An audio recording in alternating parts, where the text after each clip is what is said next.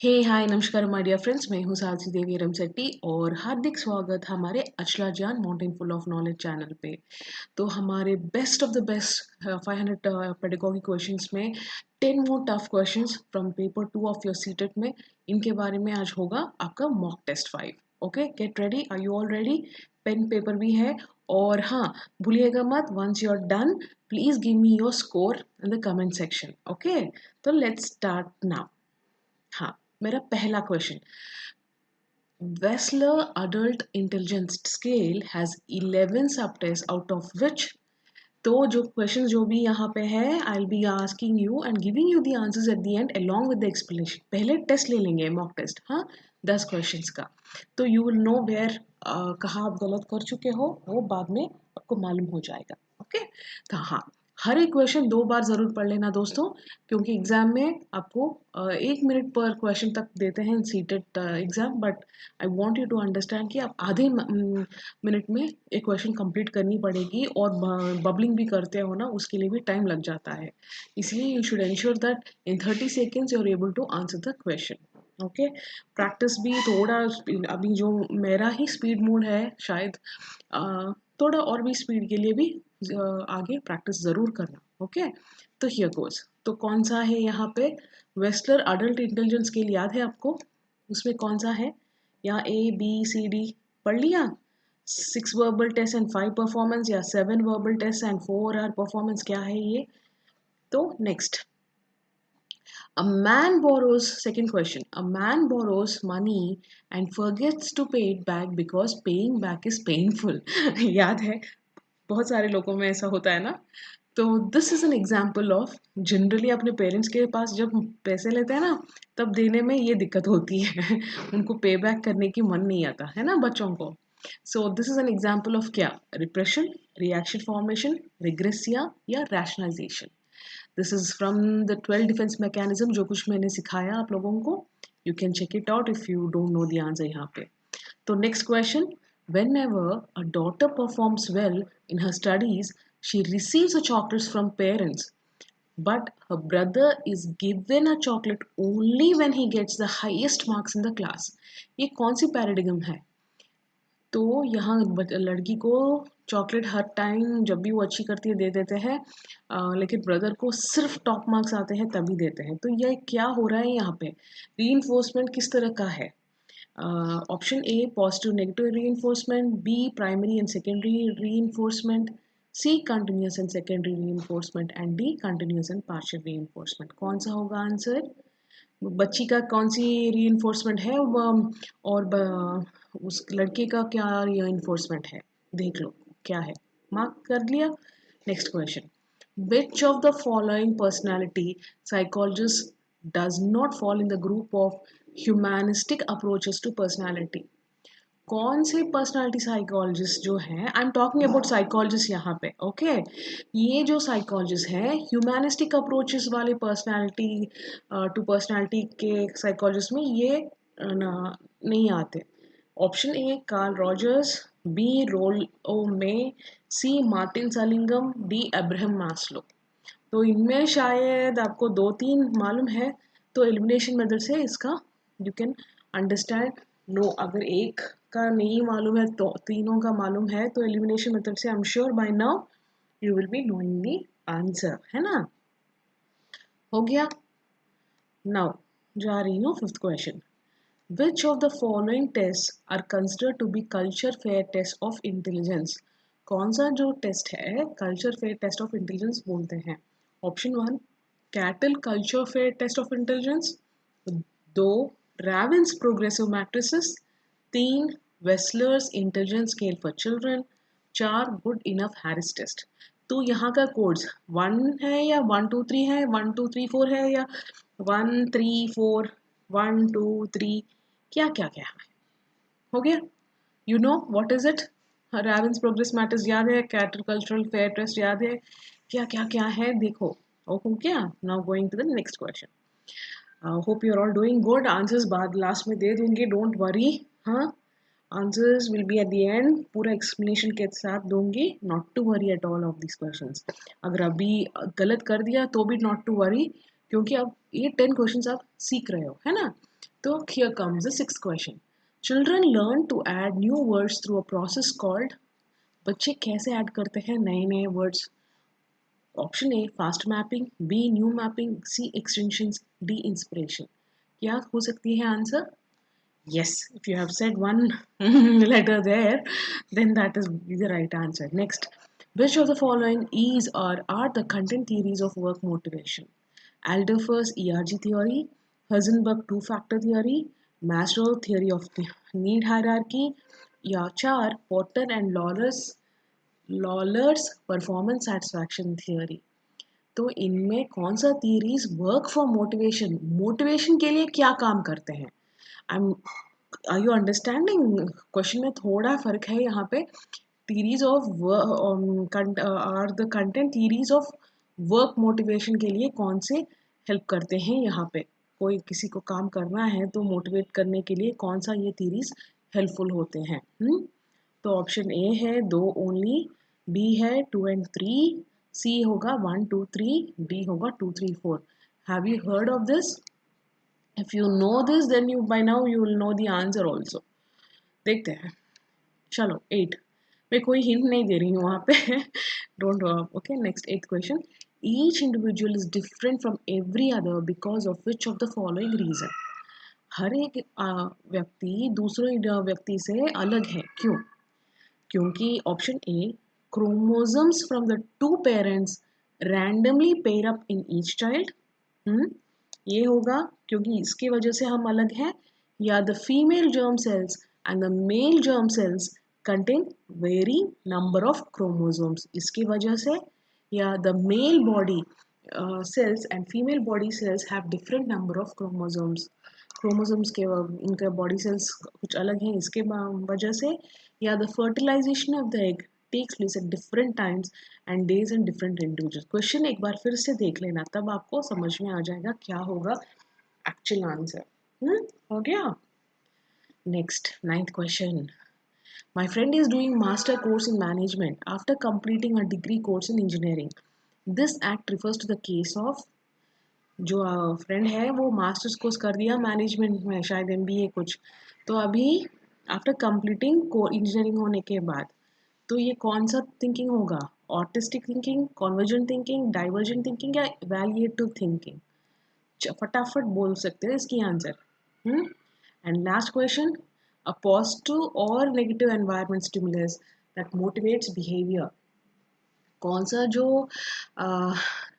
Stimulation है जो हमारे बिहेवियर को मोटिवेट करती है? रीइंफोर्समेंट, पनिशमेंट, इंसेंटिव या लर्निंग? आप देखेंगे इनके पूरे के पूरे आंसर्स, नथिंग टू वरी. लेकिन अगर ये कॉन्सेप्ट आपको पसंद आया तो don't forget to press like button, subscribe to my videos. और इसका CDP का नोट्स चाहिए तो पूरा बुक में आपको पूरा मिल जाएगा. After lockdown do purchase. तो आइए let's go to the answers now. Okay, तो शुरू करते हैं from the first question only. Okay, देखते हैं फर्स्ट क्वेश्चन कहाँ तक है. Let's go back to our first question. हाँ, Wechsler's adult intelligence scale has 11 subtests, out of which कौन सा होगा यहाँ पे answer? 6 are verbal and 5 are performance is the आपका राइट आंसर है. ओके, ये होगी आपकी राइट आंसर. तो आप शायद सोचते होंगे ये क्या है. हाँ, एज वी आर टॉकिंग, क्यों यू शायद अभी आप पूछते शायद सोचते होंगे 6 आर वर्बल 5 आर परफॉर्मेंस या है क्या है. According to Wechsler adult intelligence scale, और वो भी रिवाइज स्केल जो कुछ है, it has these kind of sub test. तो ये कौन सी टेस्ट है, ये क्या है, व्हाट इज द स्केल, क्या है? ये IQ टेस्ट है that was design to measure the intelligence को मेजर करने के लिए ये टेस्ट चुना गया है. और कॉग्निटिव एबिलिटी देखने के लिए बड़ों में और ओल्डर एडोल्सेंस जो कुछ होते हैं ना बच्चे, उनमें भी देखने के लिए ये टेस्ट यूजफुल होता है. एंड ये test was actually first given by David Wechsler. तो उन्होंने क्या किया, revision of Wechsler Bellevue intelligence scale होता है ना, उसके ऊपर कर दिए. और this was the first thing 1955 में डेविड वेस्लर ने ये दिया था. ओके, बाद में पियर्सन उसका रिवाइज्ड वाला आया और उसको रिवाइज वाला जनरली हम Wechsler adult intelligence scale -R भी बोल देते हैं। ये 1981 में आया था। ओके, तो ये टेस्ट में अगर आप सोचते होंगे ये क्या होंगे, ये 6R वर्बल, 5R परफॉर्मेंस, आप सोचते होंगे ना कि अगर अभी तक आपको मालूम नहीं इनके बारे में तो just let me give you very quick introduction. The verbal test जो भी है यहाँ, जो कुछ हम वर्बल टेस्ट जो कुछ होते हैं वो टेस्ट होते हैं about information, comprehension, arithmetic, digital span, similarities, vocabulary, ये सब आते हैं आपके वर्बल में। और अगर हम परफॉर्मेंस टेक्स्ट देखेंगे सब टेस्ट, तो ये it is all about picture arrangement हो, पिक्चर कंप्लीशन हो, ब्लॉक डिज़ाइन डिज़ाइन हो, ऑब्जेक्ट असेंबली, डिजिटल, सब ये सब आ जाते हैं आपके परफॉर्मेंस टेस्ट में। तो these are the 6R verbal, 5R performance. ये आपको इतना एग्जाम में बहुत कम बार क्वेश्चंस दिए गए हैं on Wechsler adult intelligence scale, लेकिन जब देते हैं तो क्या करें, है ना। तो जस्ट लेट्स बी श्योर कि हमारे that you know at least some part of the question, ताकि आप आंसर कर पाएंगे एग्जाम में। Next, second, a man borrows money and I forgets to pay it back because paying back is painful. ये कौन सी example है? ये एक डिफेंस मैकेनिज्म है ना, याद है आपको? हम 12 डिफेंस मैकेनिज्म्स बहुत अच्छी तरह डिस्कस कर रहे हैं। तो this is a defence mechanism of repression होती है। अगर इनके बारे में really want to know, we have defence mechanisms की वीडियो है इन CDP का प्लेलिस्ट में, ज़रूर देख लेना, चाइल्ड डेवलपमेंट पेडागोगी का। तो there we have some wonderful about rationalisation, repression, displacement, इन सब के बारे में। तो यहाँ क्या हो रहा है, रिप्रेशन हो रहा है। यानी जनरली रिप्रेशन में क्या होता है, अगर ऐसा है कि जो कुछ अच्छा नहीं है, बैड मेमोरीज हैं, बिलीव्स हैं जो हमें अपसेट कर देते हैं, हमें दुख पहुंचाती है, उनको हम क्या करते हैं, हम अनकॉन्शियसली उनको छुपाने के लिए कोशिश करते हैं, to choose to hide them and we try to forget about them entirely, तब उसको हम रिप्रेशन बोलते हैं। Okay, that's the answer. Now third question, when a daughter performs well in her studies, she receives a chocolate from parents, but her brother is given a chocolate only when he gets the highest marks. तो ये यहाँ क्या हो रहा है ना, answer होगा आपका कंटिन्यूअस एंड पार्शियल रीइंफोर्समेंट, ये होगी आपकी आंसर। क्यों? बच्ची को तो कंटिन्यूअसली सपोर्ट हो रहा है, हो ना, और बच्चे को कभी कभी दे रहे हैं, not the same rule is not being applied for their son, पर हर ब्रदर वही अप्लाई नहीं कर रहे हैं। तो जनरली अगर आप पूछ रहे हो कि हाँ अकॉर्डिंग टू डेफिनेशन ये सही है या नहीं, देख लेंगे। कंटिन्यूअस रीइंफोर्समेंट क्या होती है, जब एक ऑर्गेनिज्म हो या वो it receives a reinforcement each time it displays a behaviour, यानी एक अच्छा बिहेव, कुछ बिहेवियर कर रहे हैं, उस बिहेवियर के उसको कुछ ना कुछ रीइंफोर्समेंट की नाम से कुछ मिलता है, then I can say it is a continuous reinforcement. Partial वो होता है कि it is an intermittent reinforcement, यानी वो अगर व्यक्ति हो या एनिमल भी हो, जो भी हो, जहाँ रीइंफोर्समेंट वाली बात होती है, वो हर टाइम पे रीइंफोर्स नहीं होते, उनको हर टाइम में वो एंकरेजमेंट नहीं मिलती। वो जो डिजायर्ड टास्क होता है, डिजायर्ड बिहेवियर परफॉर्म, जब भी वो डिजायर्ड बिहेवियर करते हैं, हर टाइम पे उनको रीइंफोर्समेंट नहीं मिलती, इसीलिए पार्शियल बोलते हैं। थोड़ा बहुत वो कंटिन्यूस नहीं होता, कभी कभी होता है तो पार्शियल होती है। Clear? Now fourth question, which of the following personality psychologists does not fall in the group of humanistic approaches to personality? तो इनमें कौन होंगे? आपका आंसर क्या है? मेरा आंसर तो मार्टिन सालिंगम है। तो कमिंग टू, शायद आप सोचते होंगे कार्ल रॉजर्स और रोलो में अब्राहम मैस्लो। हाँ, एवरी वन नोज कि ये अब्राहम मैस्लो, हाँ, ह्यूमैनिस्टिक अप्रोच है, हायरार्की ऑफ नीड्स उनका है। तो कार्ल रॉजर्स का क्या है? तो अभी रोलो में जब हम या कार्ल रॉजर्स के बारे में बात कर रहे थे ना, तो कार्ल रॉजर्स जो भी हैं ये हमारे अमेरिकन साइकोलॉजिस्ट थे, एंड ही वाज वन, हम बोल सकते हैं he was the one who came up with the humanistic approach ना, वही थे फाउंडर ह्यूमैनिस्टिक अप्रोच। तो हम इनको कैसे भूल सकते हैं? पहला ऑप्शन कार्ल रॉजर्स नहीं होगा यहाँ पे, डज नॉट फॉल करके पूछ रहे थे, Karl Rogers will not, because वही फादर ऑफ, जैसे हम बोल सकते हैं फाउंडर ऑफ ह्यूमैनिस्टिक अप्रोच वही थे। ओके। और रोलो रेकी में हम बोलते हैं इनको, रोलो में जो भी है, शी वो एग्जिस्टेंशियल साइकोलॉजिस्ट थे और लव एंड विल के बारे में और ये भी ह्यूमैनिस्टिक साइकोलॉजी के ऊपर ही इन्होंने किया है और एग्जिस्टेंशियल फिलॉसफी के ऊपर भी इन्होंने बहुत कंट्रीब्यूट कर चुके थे। एंड कमिंग टू मार्टिन सालिंगम, ये क्यों मैंने चूज किया एज द आंसर, आपको मालूम होना चाहिए क्योंकि ये जो हैं साइकोलॉजिस्ट, ये पॉजिटिव साइकोलॉजी में ज़्यादा बात कर चुके थे। ही talk more about the well being, positive psychology and वो सब, और it is not about exclusively about humanistic approaches. Okay, तो ये होगा आपका आंसर। एंड मुझे बताने की भी ज़रूरत नहीं है, अब्राहम मास्लो आप सब लोगों को मालूम है, उनका 5 टायर मॉडल हो, वो एक motivational theory, it's based on humanistic approach, वो physiological, safety, love, belonging, social esteem, self actualisation, ये सब 5 PSLES का वो ट्राइंगल वाली याद है ना, द हायरार्किकल मॉडल पिरामिड, वही होगा हमारे अब्राहम मास्लो का। Okay, now fifth question, which of the following test are considered to be culture fair test of intelligence? क्या हो गए इनके आंसर? आपका होगा D 1, 2 and 4। 1 Cattell culture fair test, Raven progressive matrices and good enough 1, 2 and 4 होंगे आपके answers. तो ये कल्चर फेयर टेस्ट क्या होते हैं, और उनको हम कल्चर फ्री टेस्ट भी बोलते हैं ना।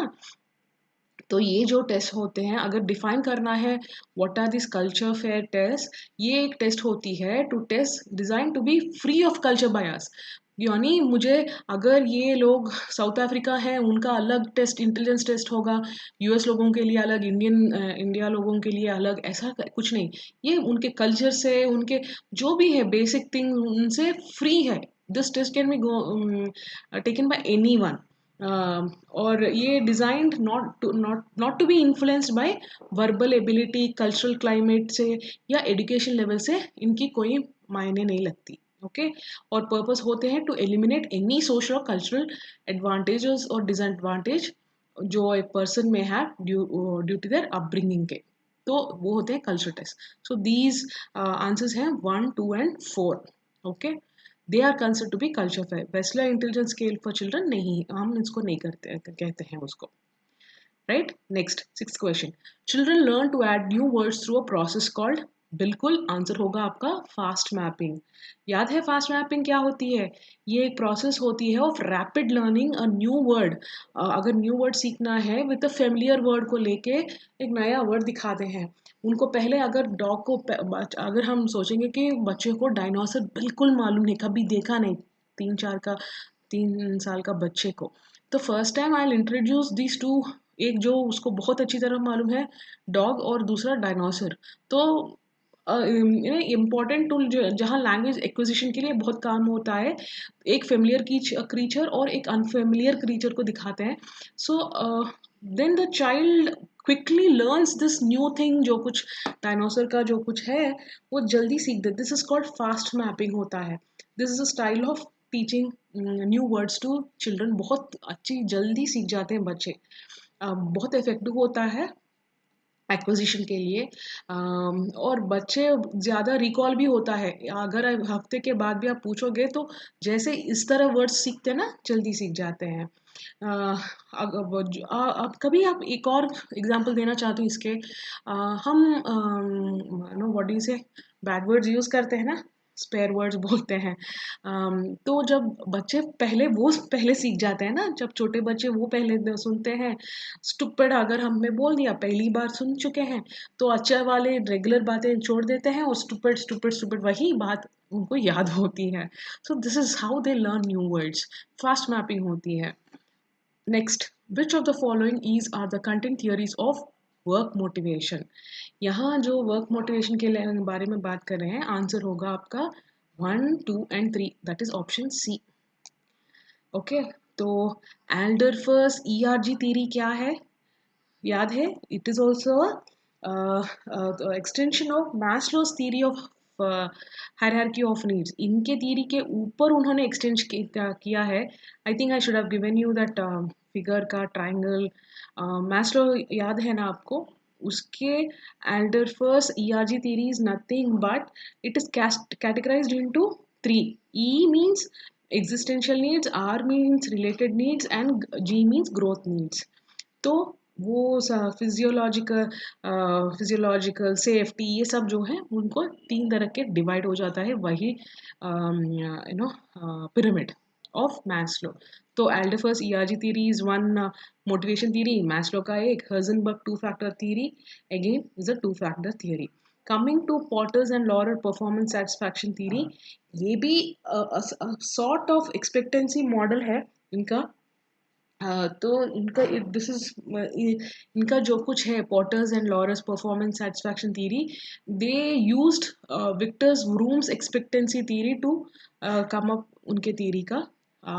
इनके ऊपर भी मैंने एक वीडियो बना दूंगी, आगे जरूर वॉच कर लेना उसका। ओके, तो coming to the 8th question. गर्मी बहुत है, I am just trying my best, fan of करके आपको रिकॉर्ड करनी पड़ती है ये वीडियो। तो हाँ, now coming to the 8th question, each individual is different from each other because of which one of the following reasons। क्या है यहाँ पे आंसर्स? यस, आंसर होगा आपका option A, chromosomes from the 2 parents randomly pair up in each child, है ना। तो that is the reason why हम एक दूसरे से अलग होते हैं। Next, my friend is doing master course in management and after completing a degree course in engineering. ये कौन सी एक्ट है? बिल्कुल डाइवर्जेंट थिंकिंग है। मास्टर्स कोर्स मैनेजमेंट अलग है, इंजीनियरिंग अलग है, बिल्कुल दोनों अलग स्ट्रीम्स है ना। तो डाइवर्जेंट थिंकिंग के हिसाब से होगा ये case. He is not going in the same style, कुछ अलग सोच के अलग कोर्स ले लिया उसने, है ना। लास्ट क्वेश्चन, अ पॉजिटिव और negative environmental stimulus that motivates behaviour, क्या होगी? रीइंफोर्समेंट, पनिशमेंट, इंसेंटिव, क्या क्या क्या होगा अभी? What is that answer? Yes, reinforcement होगा। पॉजिटिव और नेगेटिव जो एनवायरनमेंट स्टिमुलेट करता है that motivates a behaviour, reinforcement is the one which does, है ना। यहाँ पे पनिशमेंट से हम वो बिहेवियर कभी मोटिवेट नहीं होता, वो सिर्फ इंसेंटिव से भी नहीं होता, राइट। तो ये हो गए हमारे 10 questions. And if you are still waiting for some more important 10 more questions, then do give me your feedback on this, comment section में ज़रूर देना, ताकि I get motivated to come up with more videos with such material for all of you, with all the toughest question, ताकि I prepare you for the toughest battle। आपके CTET का जैसे भी आ जाए 30/30 आना ही चाहिए आप लोगों को। तो डोंट फॉरगेट दोस्तों, डू सब्सक्राइब माय चैनल, और डिस्क्रिप्शन बॉक्स में ज़रूर देख लीजिएगा हमारा ये बुक है with 11 salient features, you can purchase that bye now. अगर लॉकडाउन ख़त्म हो गया तो अभी परचेज कर देना, देर बिल्कुल नहीं करना, because it's one of the finest books you will find in the market. हाँ, लॉकडाउन में रिलीज़ हुआ तो ख़त्म होते ही ज़रूर परचेस कर लेना। Okay, and these are the playlist, English का भी प्लेलिस्ट है, वो भी ज़रूर देख लीजिए ना on YouTube. Okay, take care, love you all, bye bye, and don't forget to subscribe, press the bell icon for all the updates.